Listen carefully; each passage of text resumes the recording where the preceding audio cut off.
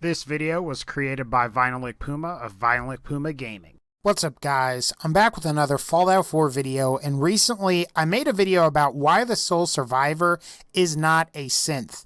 Now, while I think I definitely proved that it's extremely unlikely that the sole survivor is a synth in that video, I figured I would take some time to give you guys some reasons as to why the sole survivor could in fact be a synth as sort of a counter argument. Now, I should go ahead and mention here that this video does contain some spoilers for the game, so if you haven't beaten Fallout 4's main campaign yet, you may want to do so and then come back and watch this video. So you've been warned, and if you have the game spoiled for you, it's on you, man. With all of that out of the way, these are going to be the top 5 reasons why I think the sole survivor could be a synth in Fallout 4. So my first bit of reasoning here revolves around the differences between Generation 3 and Generation 2 synths. Something that a lot of people pointed out is that the player character isn't a synth because synths don't take radiation damage. Now, this is partially true. Generation 1 and 2 synths don't take radiation damage as they are more mechanical in nature. Think of these synths as being more like some of the in-game robots, like your Protectrons, your Mr. Handys, your Saltrons, and etc., etc. And as a general rule, Generation 1 and 2 synths are immune to radiation for this reason. Now, Generation 3 synths, on the other hand, for the most part are virtually identical to humans, meaning that they do take radiation damage. Where Generation 1 and 2 synths are more mechanical in nature, Generation 3 synths are made from synthetically grown flesh and bone. According to the Fallout Wiki, the only differences between humans and Generation 3 synths are that the synths don't age or gain weight if they overeat.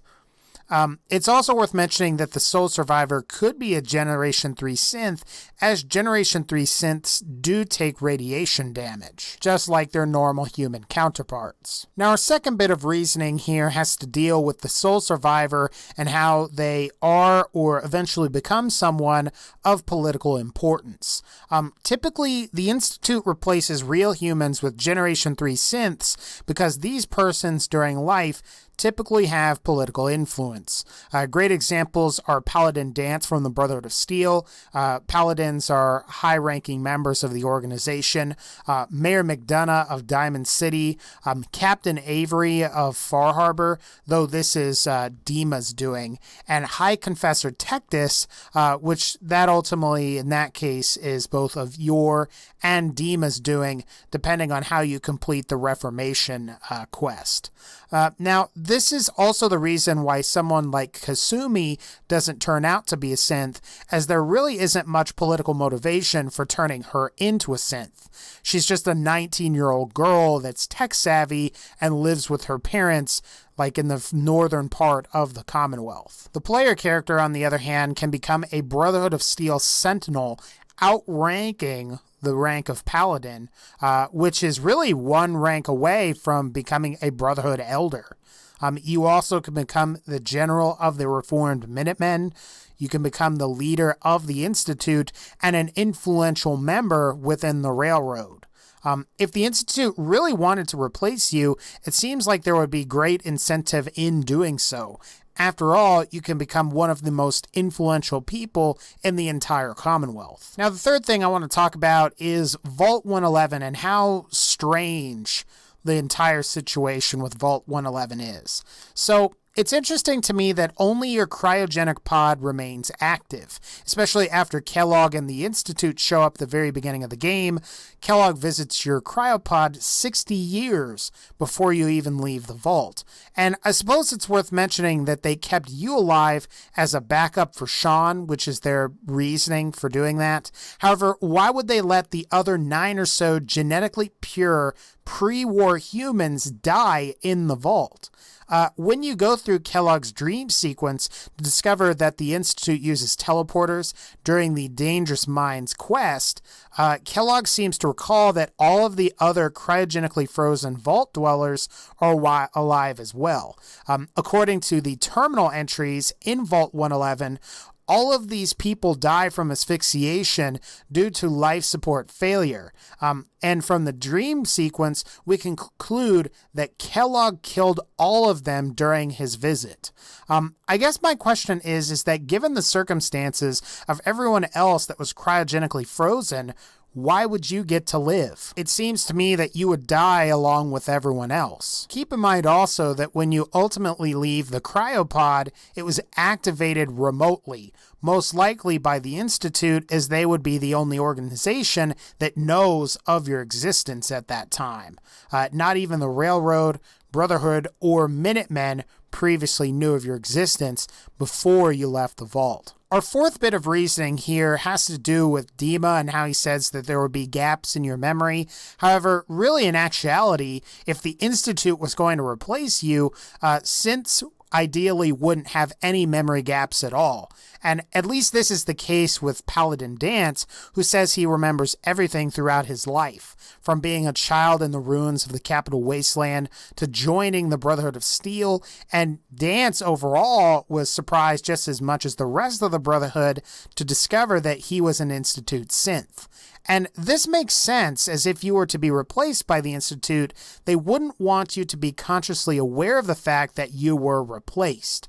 Now, in the last video, the 5 Reasons You're Not a Synth video, I mentioned that if the Institute wanted to kill you and replace you with a synth, they would do so while you were asleep or unconscious. If you're ultimately playing the survival mode difficulty, the sole survivor is going to sleep somewhat frequently, and that's not even counting the period of like 60 years from when you first encounter Kellogg, and just being unconscious for the whole 200 years in that cryopod. Who's to say that you couldn't have been replaced by a synth during any of those times?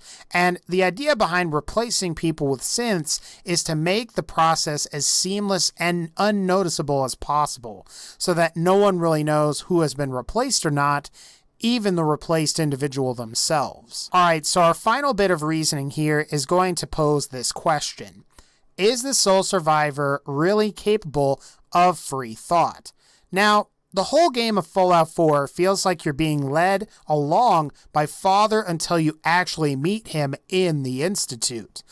Father seems to be controlling what you're able to see, and to some extent, control your thoughts and perceptions. And think about this for a second. The first time that you played through Fallout 4, how old did you think Sean was when you first got out of the vault?